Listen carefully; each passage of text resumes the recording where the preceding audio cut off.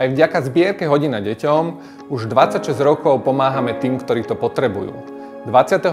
marca vďaka príspevkom od našich darcov budeme môcť podporiť jednorodičovské rodiny, ktoré sú v núdzi, ale aj organizácie, ktoré im dlhodobo pomáhajú. Bratislavské dobrovoľnícke centrum už 9 rokov doučuje deti zo sociálne znevýhodneného prostredia v krízových zariadeniach mesta.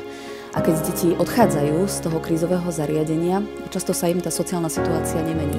A práve preto sme v rámci spolupráce s Nadáciou pre deti Slovenska sa rozhodli, že pomôžeme aj deťom, ktoré sú a prechádzajú do chráneného bývania mesta z krízových zariadení a ponecháme im možnosť doučovať sa.